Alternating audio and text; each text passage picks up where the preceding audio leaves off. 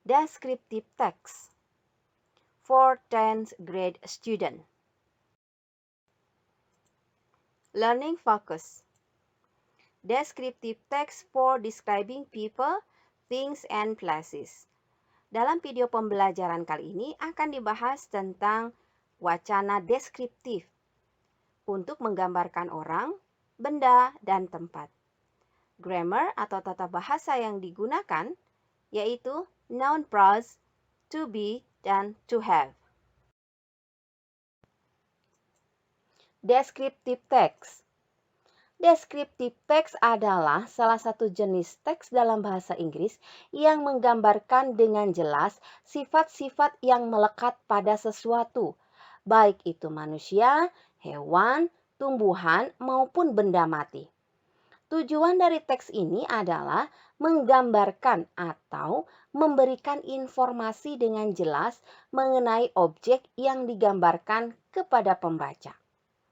Unsur kebahasaan yang ada di dalam descriptive text atau wacana deskripsi ini yaitu simple present tense, adjective atau kata sifat, relating verb atau linking verb, yaitu kata kerja penghubung.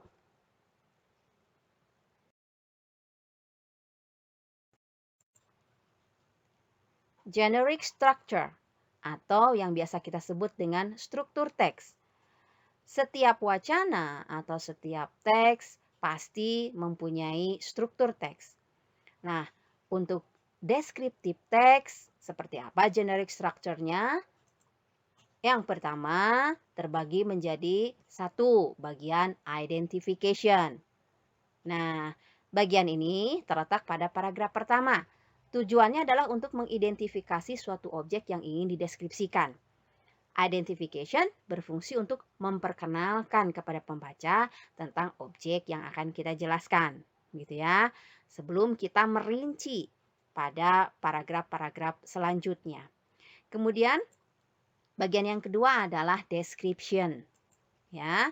Nah, pada bagian ini terletak pada paragraf kedua dan seterusnya.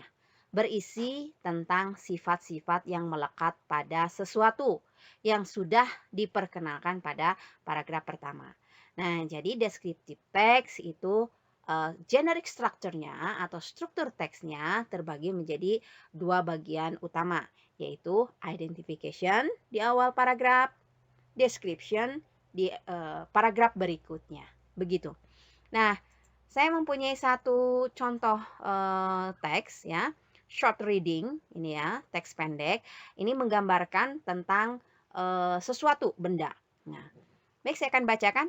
I have a favorite doll. It is an original teddy bear from America.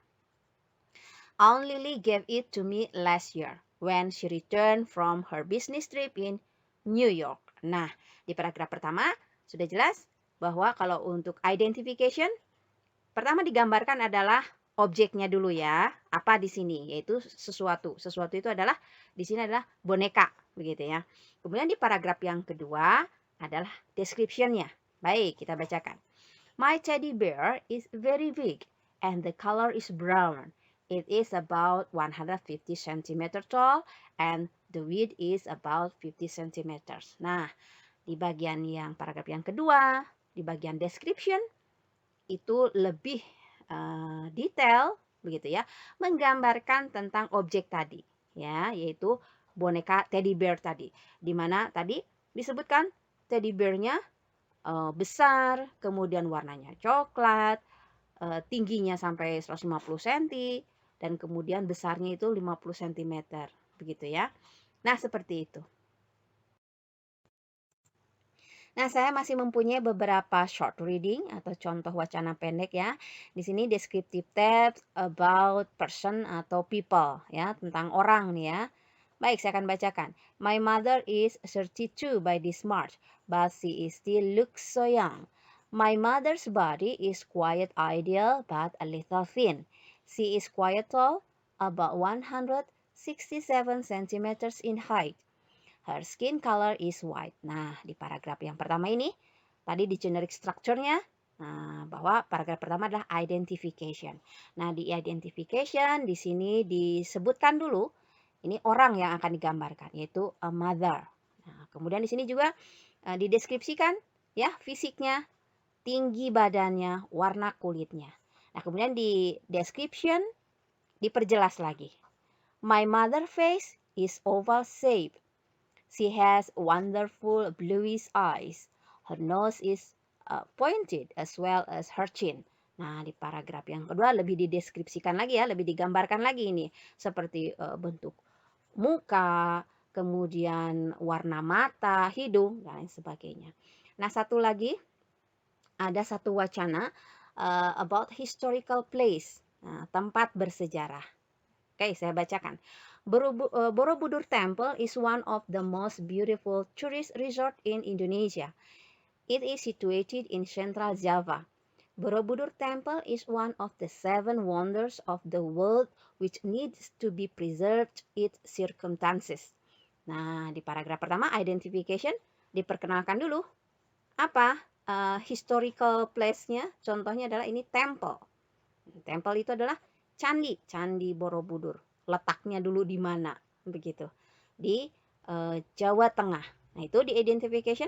Maka paragraf-paragraf selanjutnya adalah description. Ya, saya akan bacakan misalnya the people all over the world know that Borobudur is one of the greatest artwork. Nah, begitu ya. Kemudian di paragraf yang ketiga, Borobudur Temple was built by Sailendra Dynasty during the 8th century. Nah, lebih dideskripsikan malah ini sejarahnya. Saya masih mempunyai teks ya, short reading. Ini contoh deskriptif teks yang bertemakan binatang. Saya akan bacakan ya. I have a rabbit. His fur is white and has black spots. He has long ears and a short tail. He also has cute red big eyes. My rabbit likes to eat carrot and other vegetables. Nah, di paragraf yang pertama, identification-nya apa? Animal, yaitu rabbit, kelinci. Perkenalkan dulu ya, kelinci. Tapi di sini sudah mulai dideskripsikan fisik dari kelinci itu ya. Nah, di description diperjelas lagi dengan kebiasaannya nih. Coba saya bacakan ya. When I release my rabbit out of his cage, he used to jump everywhere and hard to catch. Nah, itu kebiasaan si binatang peliharaan tadi ya, si rabbit yang tadi. Coba sekarang kita lihat. Nah, di sini ada contoh lain ya dari descriptive text, yaitu touristic object.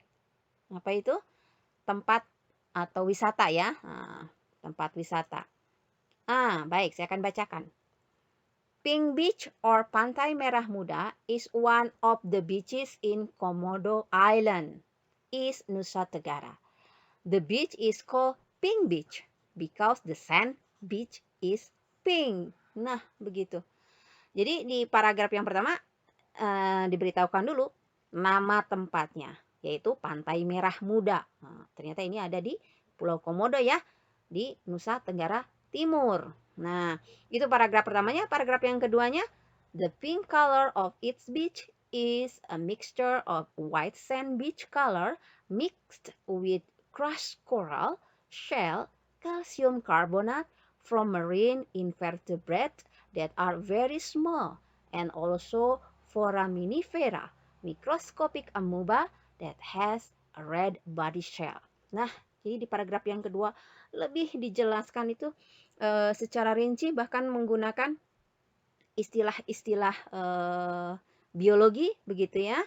Nah, di sini lebih digambarkan lagi mengapa disebut Pantai Merah Muda. Nah, begitu. Nah, ada beberapa yang harus diperhatikan. So, pay attention ya. Jadi di dalam deskriptif teks mengandung unsur-unsur kebahasaan yang menjadi ciri. Nah, yang menjadi ciri di dalam setiap wacana. Wacana-wacana yang lain juga mempunyai ya unsur kebahasaannya tersendiri.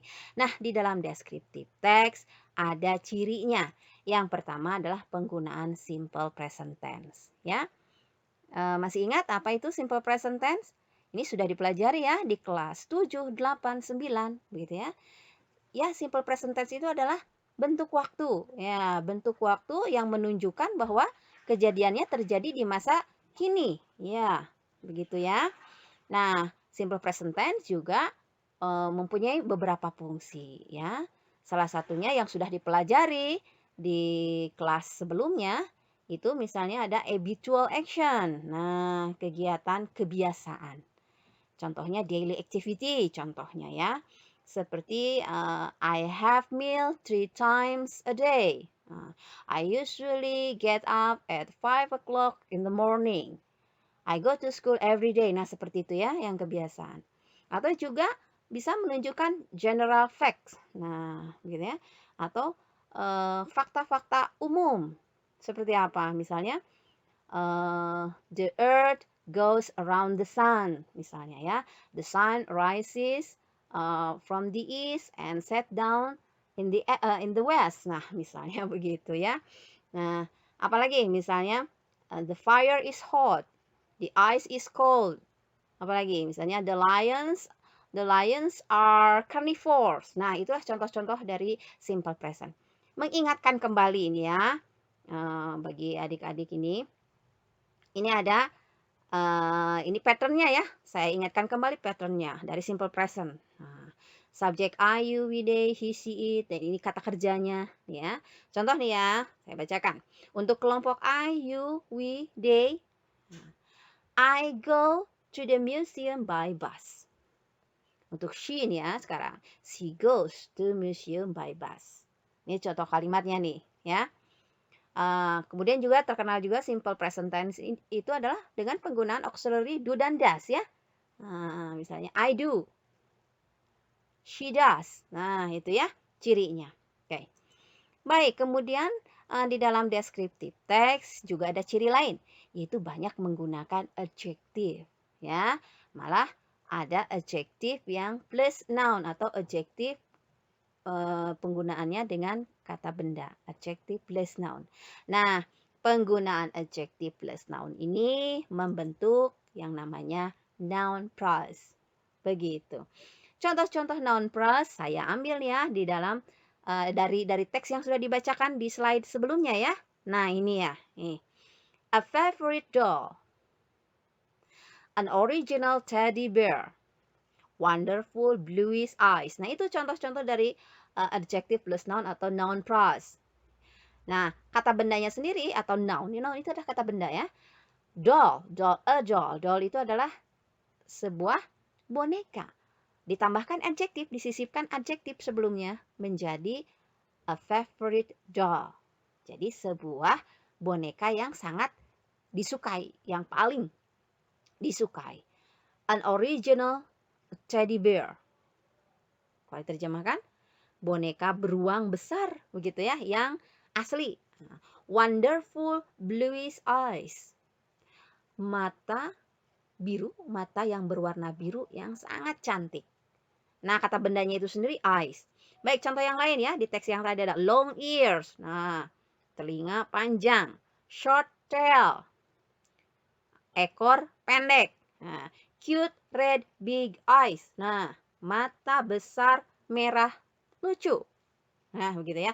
Pink beach. Nah, pantai merah yang tadi. Baik. Nah, apa itu noun phrase? Nah, tadi saya singgung noun phrase ya. Yaitu adjective plus noun. Membentuk noun phrase. Jadi noun phrase itu adalah sebuah noun baru. Yang dibentuk dari berbagai jenis kata yang dirangkai jadi satu. Bukan jadi kalimat, rangkaian kata tersebut malah menjadi sebuah kata benda baru. Gitu ya. Noun phrase biasanya digunakan saat satu kata saja masih kurang spesifik untuk menjelaskan sebuah noun. Begitu. Jadi tadi contohnya adalah ada kata benda. Ya, ada kata benda. Contohnya tadi ice. Nah, ingin menggambarkan kata ice-nya sendiri. Gitu. Tidak cukup menggambarkan kata mata saja. Saya ingin menggambarkan bahwa mata kelinci itu besar. Gitu ya. Besar, merah, tapi lucu. Nah, jadi apa?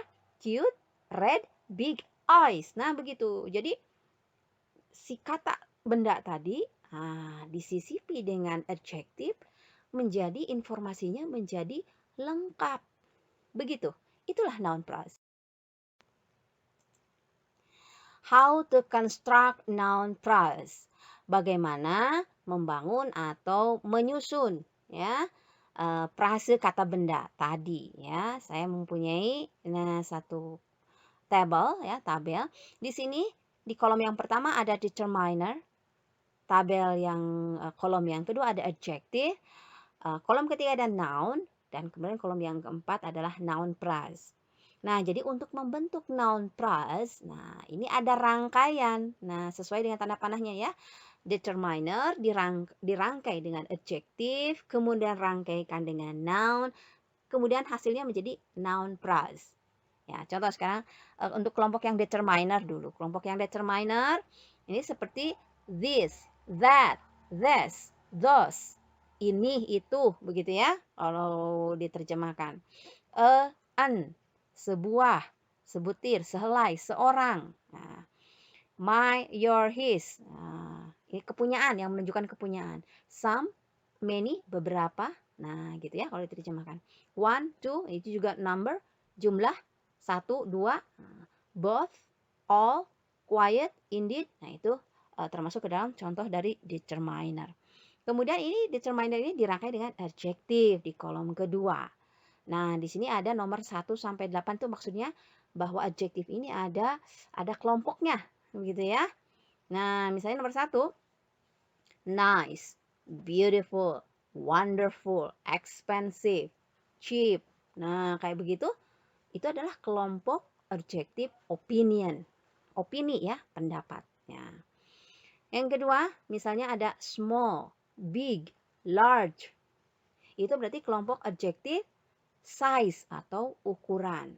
Kemudian, bertiga misalnya ada oval, triangle, square. Berarti itu adalah kelompok, ya ada yang tahu?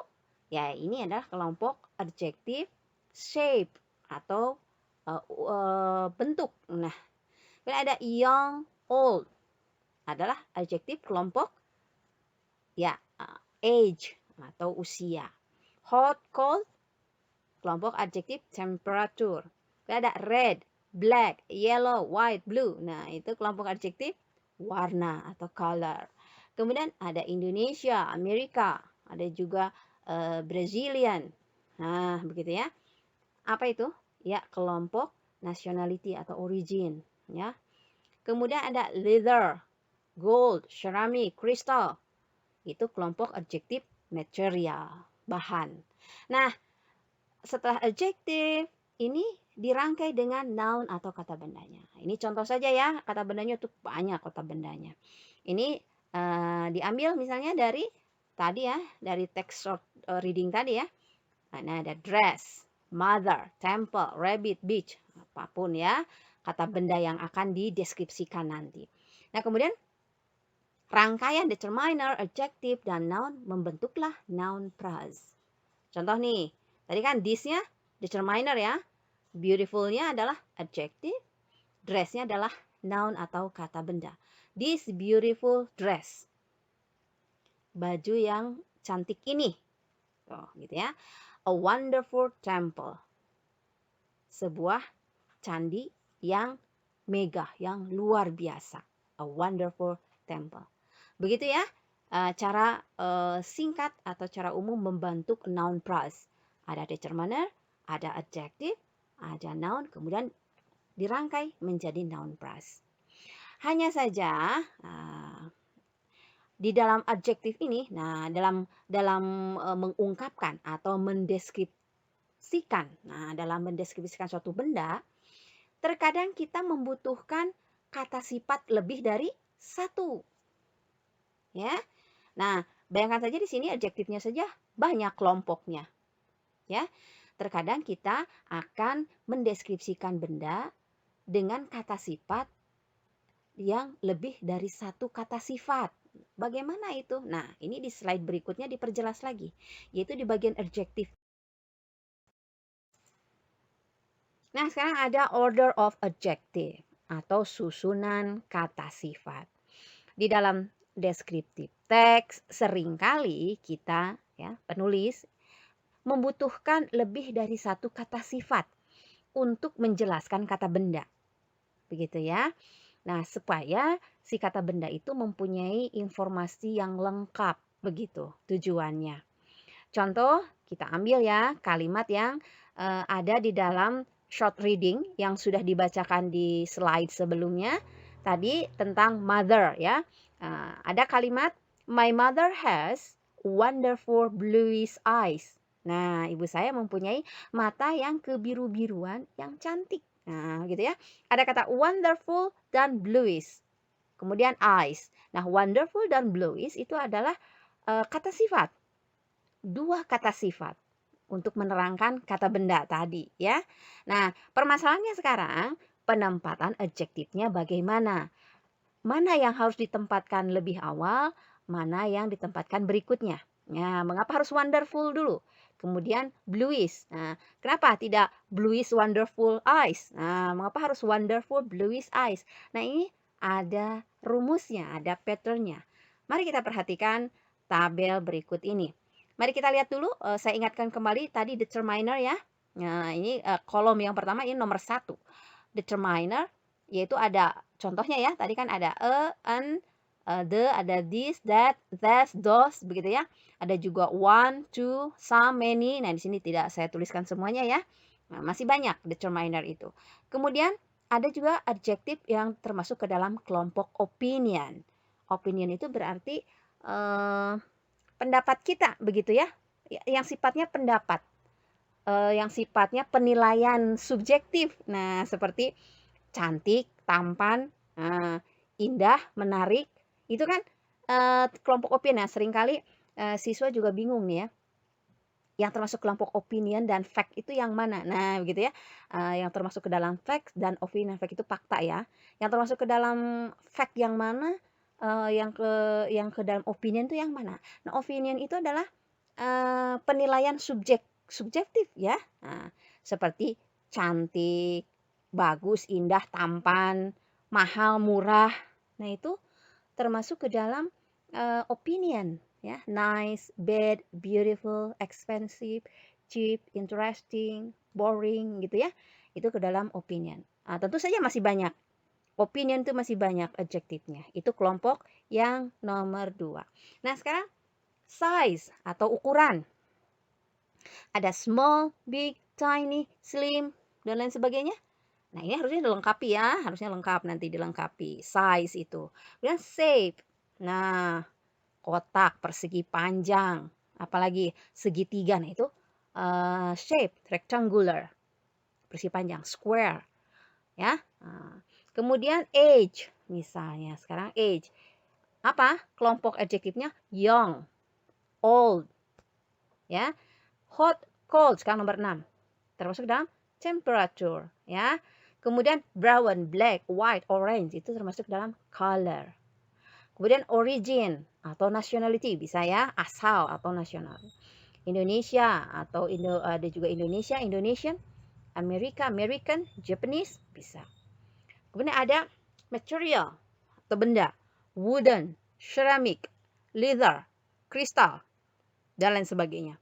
Wooden itu berarti bahan yang dari kayu, ceramic dari keramik, leather dari kulit, kristal dari batu kristal. Dan kemudian yang terakhir adalah nomor 10-nya adalah kata bendanya.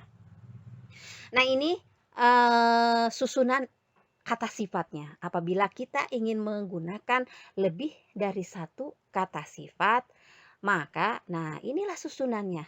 Mana yang harus diucapkan terlebih dahulu, mana yang ditempatkan kemudian, begitu. Ya. Pada umumnya ya maksimal itu menggunakan adjektif pada umumnya ya, mungkin juga bisa juga. Nah, 3 kata. Nah, 3 kata adjektif, gitu ya. Kalau umumnya dua kata adjektif ya sebelum kata benda. Baik. Nah, ini contohnya ya. Di sini ada kata bendanya table, girl, dan jacket. Oke. Di sini ada contohnya nih. Nah, coba ya perhatikan ya. I have a big rectangular brown wooden chair. Coba perhatikan yang di garis bawahi ini ya. Ya, ini ada noun phrase. Nah, ini bukan kalimat, ini ada noun phrase. Kata benda, ini benda. Hanya di sini diberikan kata sifatnya lebih dari satu. Tetap kata bendanya adalah a chair, sebuah kursi, a chair. Tapi kursi yang bagaimana? Nah, diberikanlah sifat-sifat ini, yaitu kursi yang terbuat dari kayu, wooden, yang berwarna coklat, brown, yang berbentuk persegi empat, rectangular, dan ukurannya besar. Jadi saya mempunyai sebuah kursi yang terbuat dari kayu, berwarna coklat, persegi empat, dan berukuran besar. Nah, begitulah kira-kira kalau kita menerjemahkannya. Coba kita hitung berapa adjektif di sini yang dipergunakan. 1, 2, 3, 4. Wah, ada 4. Ada 4 adjektif. Nah, bagaimana susunannya? Apa harus begini? Iya, harus susunannya harus yang pertama, kalau kita mempunyai lebih dari satu adjektif, maka susunannya harus ini dulu. Nah, gitu ya. Kita ikuti dengan tabel di sini ya. Big itu size. Nah, begitu ya. Big ini size ya. Termasuk ke dalam size nomor 3. Rectangular termasuk ke dalam shape nomor 4. Kemudian brown termasuk color ada di nomor 7. Wooden termasuk ke dalam material nomor 9. Begitu. Jadi inilah susunannya. Makanya saya mempermudah. Nah, saya permudah ini dengan memberikan nomor. Dan di sini ya, contoh lagi deh, satu lagi dulu ya. Di sini ada kalimat that is a beautiful young Japanese girl. Kata bendanya adalah a girl. Seorang gadis. Gitu ya. E-nya adalah determiner. Ya. Beautiful young Japanese girl. Jadi kalau diterjemahkan bagaimana?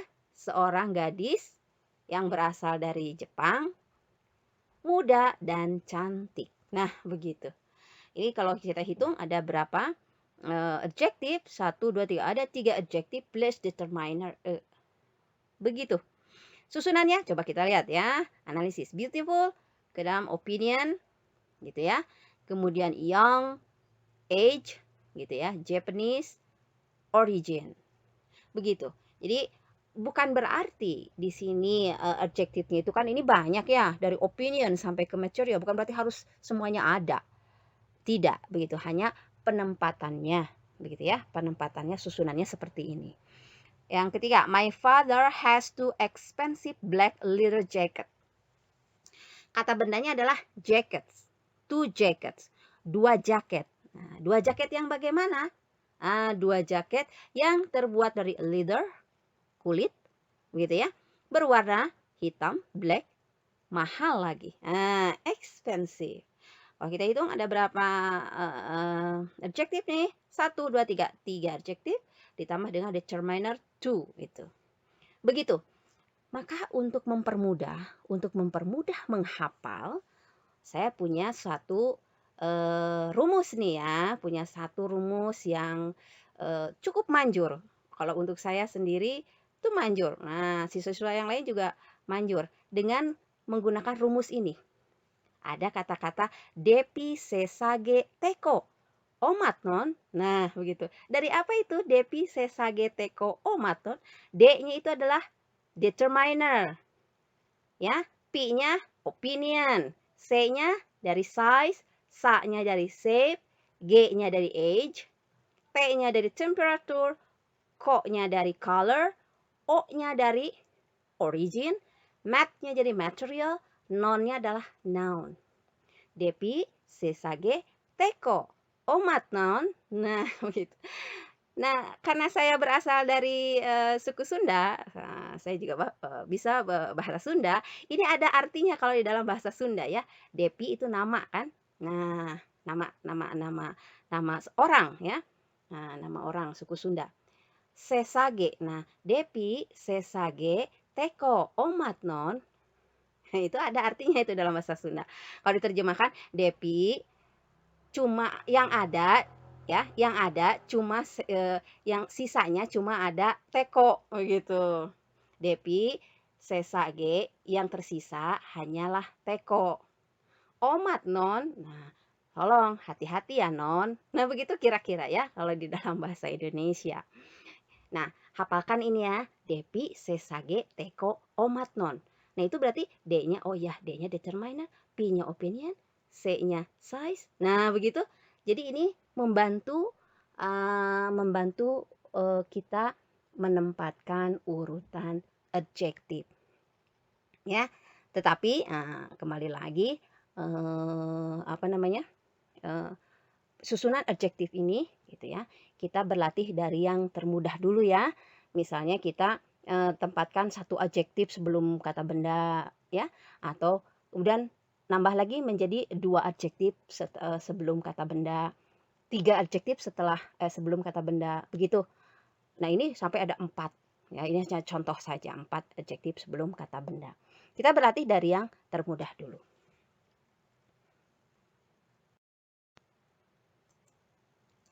Nah, sekarang part 1 ends, artinya ini bagian yang pertama selesai dulu, begitu ya. Durasinya ini sudah terlalu panjang. Sebetulnya masih akan ada pembahasan yang lainnya karena descriptive text ini tadi cirinya gitu kan, simple present tense, kemudian noun phrase, udah ada pemakaian to be to have ya, to be to have dan linking verb tadi, relating verb. Tapi tidak bisa dijelaskan di part ini ya. So, part 1 ends. Begitu ya.